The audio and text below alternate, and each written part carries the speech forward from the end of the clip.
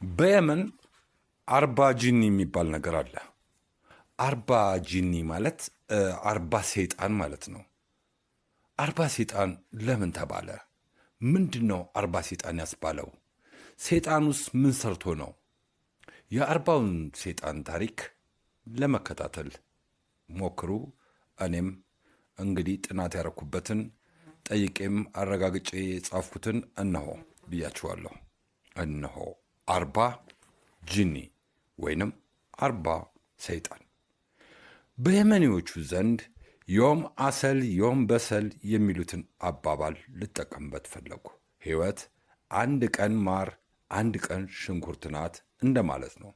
አንድ ቀን ማር ሆና ስታስቅህ ስታስገለፍጥህ፣ አንድ ቀን ሽንኩርት ሆና ታስለቅሳለች፣ ታቃጥላለች ማለታቸው ልክ ይመስለኛል።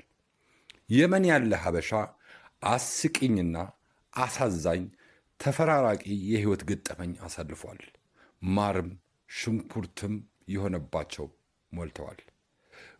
ገራሚ ታሪክ ያላቸውን እንዲያውም አንድ ሁለቱን በዓለም ድንቃድንቅ መዝገብ ላይ መመዝገብ ያለባቸው ሰዎች እውነተኛ ታሪክ በአጭሩ ላቋርሳችሁ። በስደት የመን እንደገባሁ 40 ጂኒ ሲባል ሰማሁ። ሳጣራ የአንድ ሰው የተሰጠ ቅጽል ስም ነው። ጂኒ ማለት ሴጣን ማለት መሆኑን ቀድሜ ያውቃለሁ። ታዲያ ለምንድን ነው 40 ሴጣን የተባለው?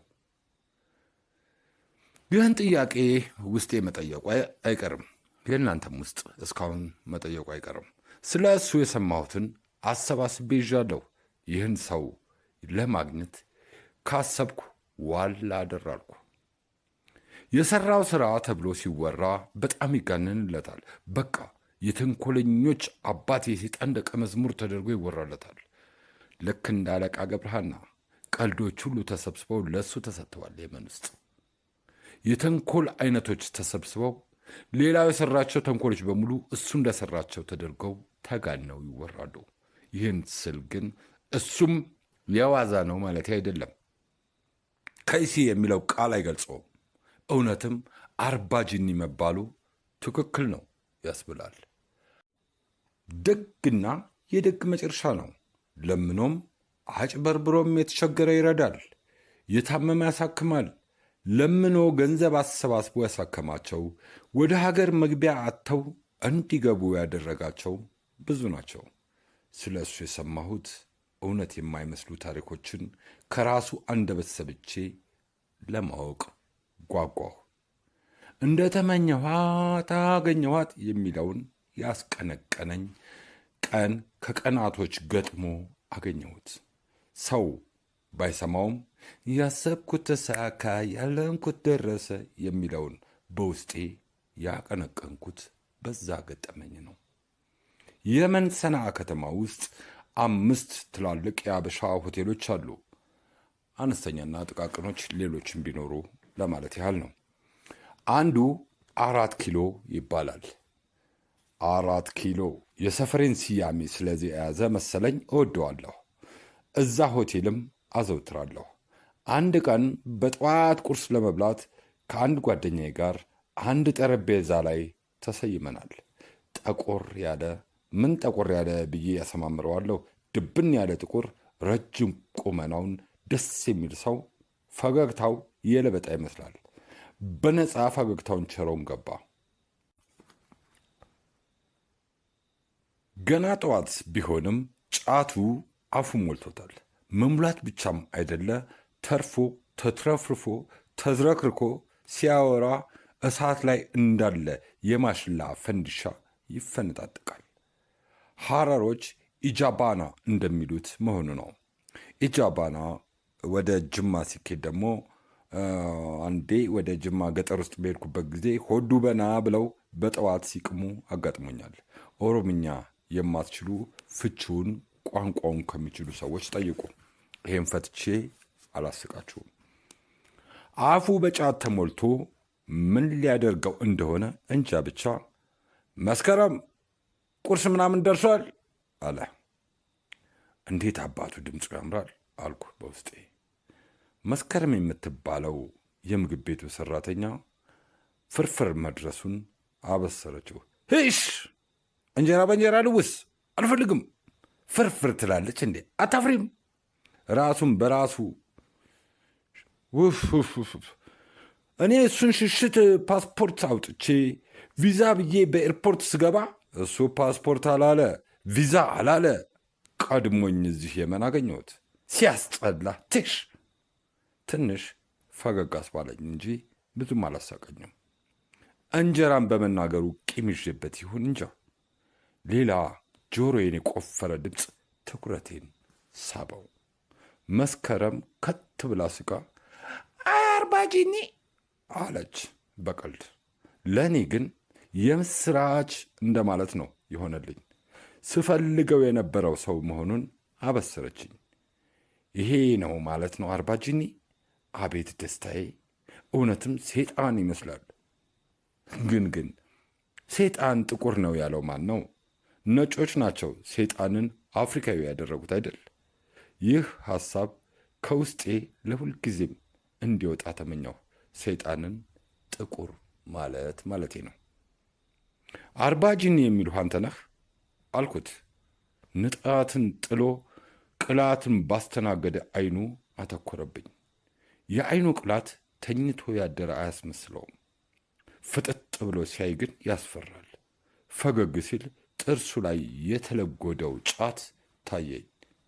ለአረንጓዴ ልማት ዘመቻ ወደፊት የሚል ይመስላል ጥርሱ ላይ የተለጎደው ጫት። አዎ 40 ጂኒ ነኝ። ምን ነው ፈለከኝ? የሚሰራለ አለ። ለከተማው አዲስ መሆኔን ሳያውቅ አልቀረም። ሰንዓ አዲስ እንደተዋወቅኳት ሁለ ነገሯ አዲስ ሆኖ ግራ ባጋባኝ ሰዓት ነበርና ስለ 40 ጂኒ የምሰማውም ያገኘሁትም። እንደሰማሁት ብዙ በባህር ነው የተመላለስከው ይባላል። አሁን ስሰማህ ፓስፖርት አውጥቼ አልክ። ፓስፖርት ካለህ ለምን በባህር ተመላለስክ? ወይስ ስለ አንተ የሰማሁት በባህር በጅቡቲ ሱዳናዊ ነኝ ብሎ የሚለው ነገር ውሸት ነው? ወደ ቀልድ ወስጄ ነው አጠያይቄ። እሱ ምንም ሳይመስለው እውነት መሆኑን ነገረኝ። ጥያቄዎችን አዘነብኩለት። ለካ ሳላስበው ጥያቄ እያከታተልኩ አጣድፌ ወጥሬዋለሁ። ምን ነው አጣደፍከኝ ብሎ ተነስቶ እስከሄደበት ሰዓት ድረስ ብዙ አወራኝ። ከዛ በኋላ በተደጋጋሚ በተለያዩ አጋጣሚዎች ተገናኝተናል። አወራን። ያወጋኝን እኔስ ምን መቋጠሪያ ኖሬን ከእናንተ ሸሽገዋለሁ? ልዘረግፈው ነው። እንሆ በረከት ውሰዱ። ስለ አንተ ስሰማ የዓለማችን የመጀመሪያው የአውሮፕላን ላይ ለማኝ ተብለህ ዱባይ የሚታተም መጽሔት ላይ ከነፎቶ ወጥተሃል ይባላል። እውነታውን ንገረኝ እስኪ። ሀገራችንን በልመና ብትታወቅም አንተም አስጠርተሃታል። ጎበዝ! ቱ እሰይ! የኔ ጀግና። ቀልደኛ ቢጤ ስለሆነ በቀልድ አጀብኩለት። እውነታው እውነት ነው። ይህን ያደረግኩት እኮ አውቄ አይደለም። በመሰረቱ እኔ የቀድሞ ሰራዊት አባል ነኝ። እናንተ የደርግ ነው የምትሉት። የደርግ ወታደር ነኝ። እሺ እንዳላችሁት ልሁን። ትክክለኛ ስሜ ያሲን ነው። በዚህ ስም ግን ማንም አያውቀኝም። እኔም ይህን ስም ረስቼዋለሁ። ሲጠሩኝ ዞር አልልም። ሕፃን አዋቂው ሁሉ 40 ጂኒ ይሉኛል። እኔም ተስማምቶኛል። ይህን ስያሜ ሰጥቶ ስሜን ያስረሳኝን ሥራ ከጀመርኩት ጊዜ ጀምሮ ያለውን ላውጋህ። የአሰብ ልጅ ነኝ። ሰራዊቱ ውስጥ እያለሁ ኤርትራ ነበርኩ። ያኔ ከኤርትራ በሱዳን አድርገን ስንመለስ አዲስ አበባ ላይ ተርበን ስንለምን ስንት አሉን መሰለህ? የስንቱ ፊትና ስድብ ለበለበን። ከሁሉ ለምን ጠንክራችሁ አትዋጉም ነበር? ሀገር ሸጣችሁ። ያኔ መንግስቱ እጣችሁ መለመን እንደሚሆን ተናግሮ ነበር። ወደ ቤተሰብ አትመለሱም? እስከ መቼ ትለምናላችሁ? የመሳሰሉት አባባሎች ውስጤ መጥፎ ስሜት ጭረውብኝ መጥፎ ጠባሳ ጥለውብኝ አልፈዋል። ቤተሰቤም ከአሰብ ተባረዋል። የት እንደሚኖሩ አላውቅም። ባውቅም ወደ ቤተሰብ ጋር ብገባስ ምንድን ነው የሚጠብቀኝ አልኩ ለራሴ። ቢሆንም ቤተሰቦቼ ወደ ሐረርጌ እንደሄዱ ሰማሁ። ሐረር ሄድኩ። ላገኛቸው አልቻልኩም። አማራጭ ሳጣ ሐረር ላይ ጀለቢያዬን አድርጌ ኢማማዬን ጠምጥሜ ከሱዳን የመጡ አዋቂ ሼክ አስብዬ አስወራሁ። ጥቁረቴና ርዝመቴ ረድቶኛል። በትክክልም ሳስተውለው ሱዳናዊ ይመስላል። ሰው ለማስጠንቆል ተዥጎደጎደ፣ ጎረፈ፣ ልክ ዛር እንዳለበት አጓራ፣ እገዝፍ ሁሉ ነበረ። ሁለት አብሪ ማለት መረጃ የሚሰጡኝ ልጆች ሰው መሃል አስቀምጣለሁ። ከሚሰጡኝ መረጃ በተጨማሪም ሳይኮሎጂ ተጠቅሜ አንዳንዴ ግምትም አዘንብላቸዋለሁ። እንደ አጋጣሚ ይሰምርልኛል። ከዳር እስከ ዳር ስሜ ናኘ፣ ገቤም ደራ። አንዴ የማስታውሰውን አንዷ የተጣላቻትን ገጠመኝ ልንገርህ። ጎረቤቷን ተጣልታለች። እሷንማ አሳየኝ፣ ድፋልኝ ጮክ ብላ ስትሳል ሰማኋት። ለጠላቷ 3 ወር ሰጥቻታለሁ። ከ3 ወር በኋላ ተንበርክካ ይቅርታ ካላለችሽ ትንሽ ቆንጠጥ አድርጌ ልኳን አሳያታለሁ አልኳት። ለለለለ ብላ በደስታ ሰክራ ወጣች። 3 ወር ስትጠብቅ ሰዎች አስታረቋቸውና ይቅርታ አለቻት። ለለለለ አባቴ ቃልህ ተፈጽሟል ብላ በግ ነድታ መጣች። ራሷን በግ በላት። ሐረር እንዲህ እያልኩ በደንብ ሸቀልኩና ጅቡቲ ገባሁ። እዛም ዝናዬን በሰፊው አስወራሁና በጥንቆላው ሥራ ተሰማራሁ። 2 ሶማሌ ሚስቶችም አገባሁ። ስኬታማ ሆንኩ፣ በማጭበርበሩ ማለቴ ነው። ብዙ ተጠቀምኩ። እንዴት ግን ይህንን ማጭበርበር አሰብከው? እንዴትስ ሊሳካልህ ቻለ? የሚል መጠይቄን ሰማና አተኩሮ አየኝ። በውስጡ ግን ምን አገባህ የሚል ይመስላል። ዋናው ሳይኮሎጂ ነው። ሳይኮሎጂ መጠቀም ነው። ሰው በችግር ስለተተበተበ የምትለው ሁሉ መፍትሄ መስሎ ይታየዋል። ለምሳሌ እዚሁ ሰንዓ ውስጥ የገጠመኝ ልንገርህ። የሆኑ ልጆች እባክህና እኛ ጋር ቃም አሉኝ እና ልቅም ጫቴን ይዤ ሄድኩ። እዛው ቁጭ ብዬ ቡና የምታፈላው ልጅ ከ3 አብረዋት ከሚኖሩ ሴቶች ጋር በትንሹም በትልቁም ትላክፋለች። አየኋትና አንቺ ሴት ልጅ ዕጣ ፋንታሽ አይደለችም አልኳት። ስቅስቅ ብላ አለቀሰችና ልክ ነህ፣ አንተ ብቻ እውነቱን አየህልኝ፣ አወክልኝ አለች።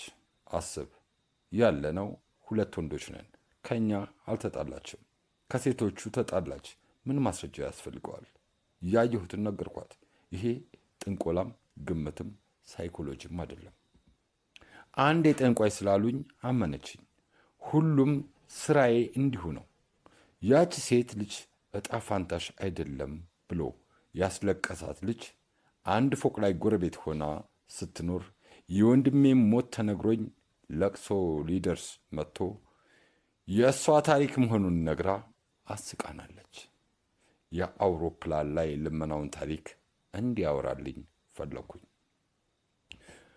እሺ፣ ወደ አውሮፕላኑ ታሪክ ልመልስህ። የመን